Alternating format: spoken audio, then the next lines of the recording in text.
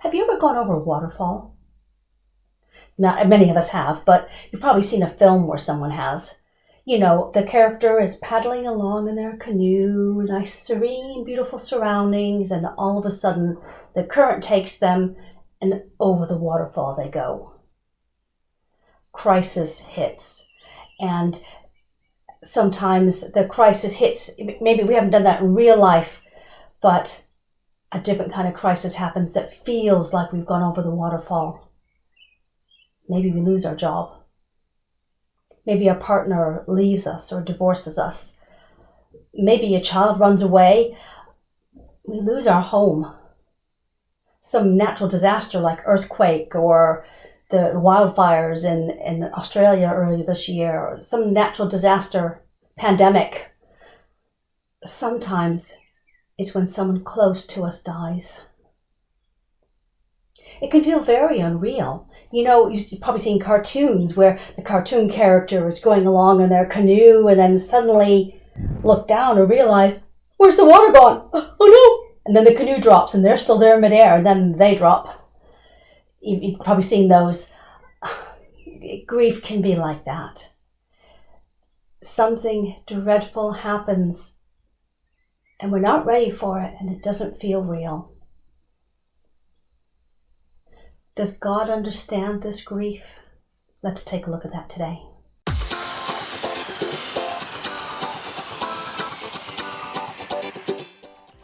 Okay, so we can grieve for all sorts of things. Not just death. Grief comes from losing something important to you. It can be a job. Maybe a job you really enjoyed and really felt fulfillment in. It was bringing life to you. And you were using your gifts maybe, you had friendships there, and then suddenly the job is gone. Moving to a new house or a neighborhood, you have to start all over again with the basics. Where's the grocery store? How am I going to fit everything into those kitchen cupboards? It's not going to work. Who's my next door neighbor even? Moving to a new country is huge. Not only do you have a new house, but often the houses look completely different. Even inside they look different. The road signs, if there are any, are in a different language, sometimes even a different script, and we can't even pronounce them. People behave in different ways. The food is different, and we start to crave something familiar, and we grieve for what we can't get that's familiar. Many of us are now grieving for the loss of loved ones, or even the illness of loved ones. They're in the hospital and we can't get to them. We can't visit them. Many of us are grieving because we can't see the people we love because they are in lockdown, they are self-isolating, or we're self-isolating, and the only way we can see them is through a screen, a device like this, like I'm talking to you now. Many of us are grieving physical touch. Now, some of these aren't as severe as losing someone close to you, but they are still a form of grief. So how do we handle grief? What do we do with it? And what does God say about grief? Does God even understand grief?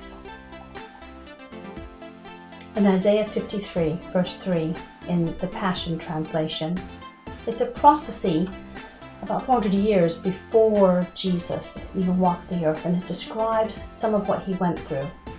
It says, "He was despised and rejected by men, a man of deep sorrows, who was no stranger to suffering and grief. We hid our faces from him in disgust, and we considered him a nobody and not worthy of respect." I don't know about you, but I've felt that way sometimes. I have felt despised and rejected. I have felt deep sorrow. I have been in suffering and grief. I have felt people were turning their face away from, "Oh, I don't want to be around her." And even thought myself to be a nobody and not worthy of respect. And I thought nobody understood that. I was the only one going through that. But here it is in the Bible. God talking about himself, because God understands grief on all levels, and he has experienced it himself. When a loved one dies, he understands.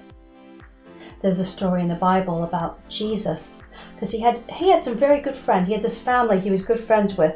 There was 2 sisters, Martha and Mary, and their brother Lazarus.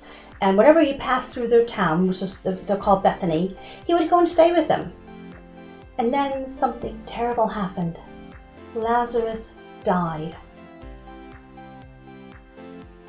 The shortest verse of the Bible comes out of this, and one of the most profound.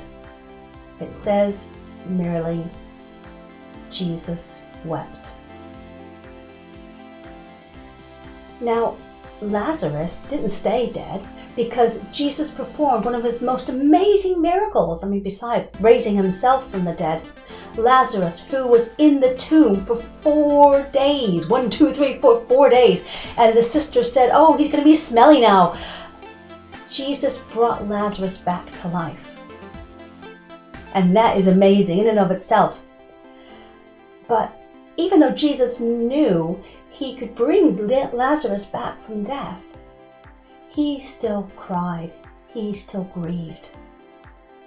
Because death and grief was never God's intention for us. And he grieves that we have to go through grief. When we're separated from our loved ones, he understands. God himself took on a body and walked on earth. He understood separation. He knew what it was like. Suddenly here's Jesus, who when God himself, he could see everybody, hear everybody, know everybody's hearts. Suddenly, huge, immense power confined into a human body like mine. He couldn't see everybody all at once. He couldn't hear everybody all at once. He could see the things that the Father in heaven was still showing him. It must have felt a bit like us trying to see our loved ones through a pane of glass or a computer screen. When we're rejected by our loved ones, he understands. When Jesus was on the cross, he cried out, my God, why have you forsaken me? Jesus, in that moment, even felt the rejection of God. He had rejection from those who were his kinsmen. He had rejection from people who were the religious leaders at the time. But even at that point, the person most close to him, his own father, seemed to reject him. He understands.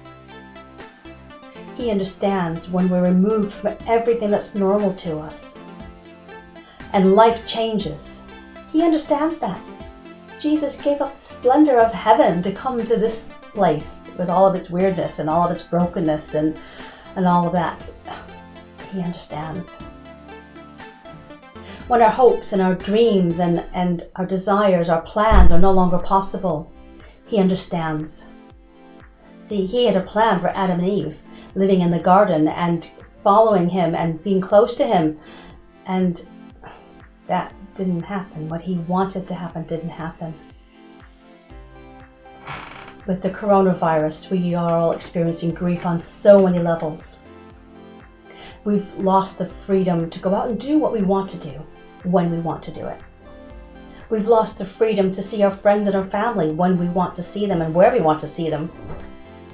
We've lost the freedom for health, control over our own physical being. Fear has come in. Being misunderstood in our own physical health and mental health. Even loved ones dying. Possibility of our own death. And it's good to know a God who understands our deepest pains, our deepest fears when no one else does. A God who not only understands our grief, but who grieves with us. You know, God isn't limited by lockdown. He's right here with you right now. With me right here where I am in this room. With you right where you're watching this, wherever you're seeing this. You don't need any special body position or prostrate or, folding your hands and closing your... You don't need all that in order to communicate with God and talk with God. You don't need any memorized prayers or rote prayers or read prayers, or you don't need to compose anything ahead of time, no special words. You don't need any words.